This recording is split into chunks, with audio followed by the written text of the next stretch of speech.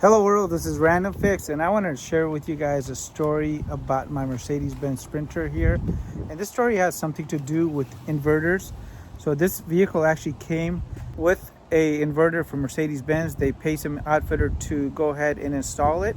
And the unit gave me nothing but grief because every time I tried to turn on my convection oven, it would go ahead and basically reset. And I was looking for a replacement unit, but I have a very limited amount of space. So if you guys know, when you're looking at inverters, anything that's 12 watts, when you get over the 2000 watt range, is really going to be hard to find and is going to get bulky. So in this video today, I'm going to talk about a unit that I found for under $200. And so today's video is going to be about the Ampeak 2000 watt modified wave inverter here. I'm going to go ahead and show you guys how it operates, everything inside the vehicle. And for staying tuned till the end of the video, I'll give you guys a long-term review and if there's anything in the van that it actually had any issues with. So make sure you guys stay tuned for that.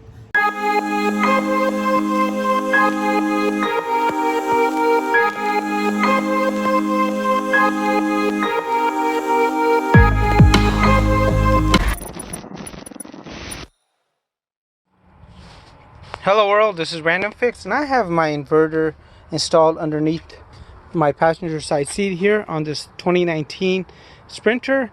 And shortly after I bought the vehicle, I had an appointment at Mercedes-Benz, and I was talking to the gentleman that was dropping off his car, and he was telling me that pretty soon I'm gonna have to go ahead and upgrade my inverter. And I didn't understand the reason until today, because my inverter goes and resets every time I put it under any kind of load.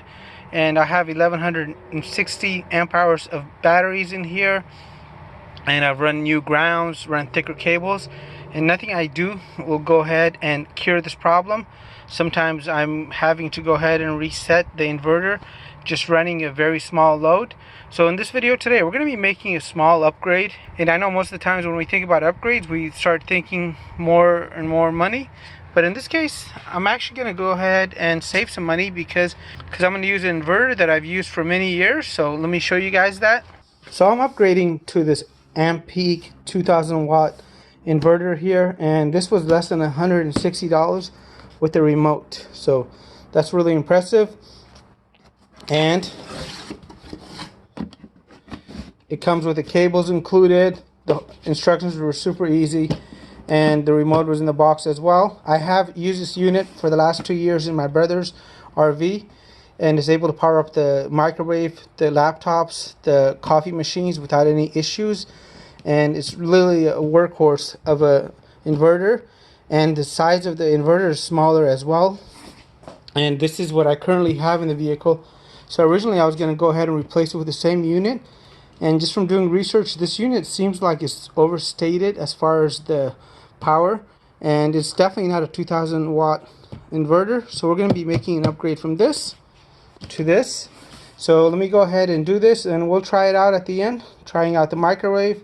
We'll turn on the water heater and just see if there's any flaws, and I'll keep you guys posted in the video description down below if I notice any issues.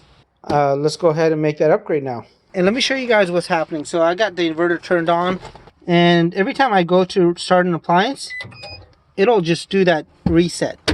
So everything turns off for a few seconds, and it'll automatically turn back on by itself. However, it's really annoying, and a lot of times when I go camping with the kids, I'm no longer able to cook for them just because the inverter is basically resetting all the time. So I'm really looking forward to the upgrade. So this is going to be a pretty fast install. All you got to do is disconnect the seat harness.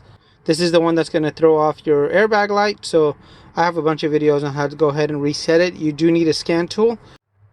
And if you want to avoid your airbag light turning on, the best tip I can give you is go ahead and unpower the vehicle. So undo the battery connection on the main battery and any auxiliary batteries, then come and do this, as that what works for 90% of the time as far as not setting off an airbag light.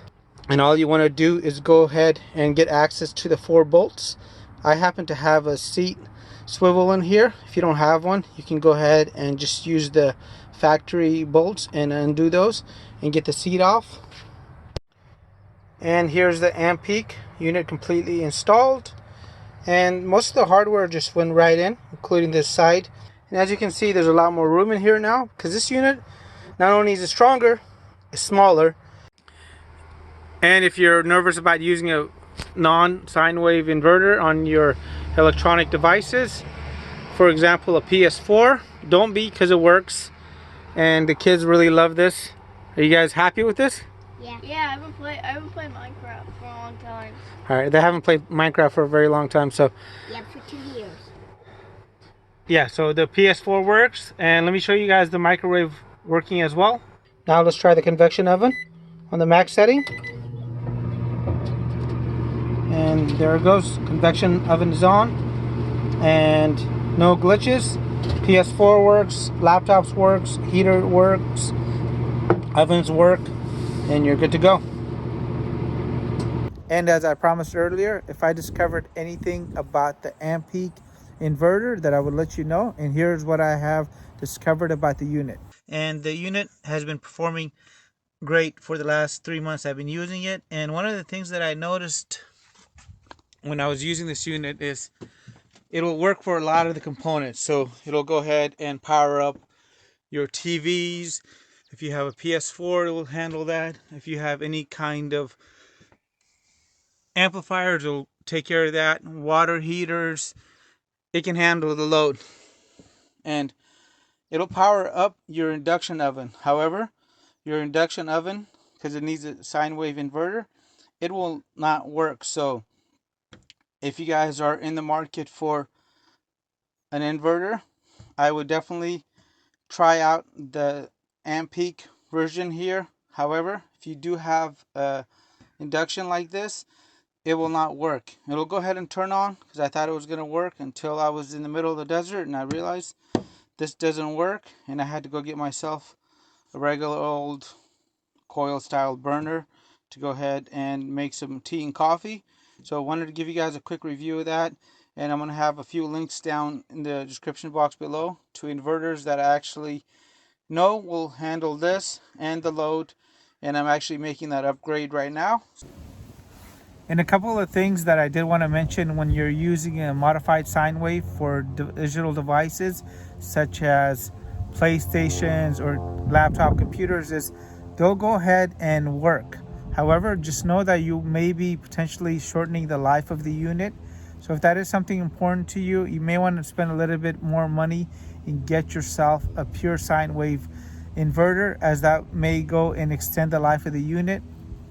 And I finally did find an inverter that fit underneath my seat that was pure sine wave. And yeah, it wasn't $160, but it works. So if you guys want to check out that inverter, as I looked for it probably for about 6 months, that had the right dimensions, and it was 12 volts. And the true induction cooktop is working without any issues. So I appreciate you guys watching. If you have any comments or questions, please leave them down below. If you guys want to check out the whole van build, you'll find those links in the video description and also at the end of this video. Make it a great day. We'll see you guys again. Thanks.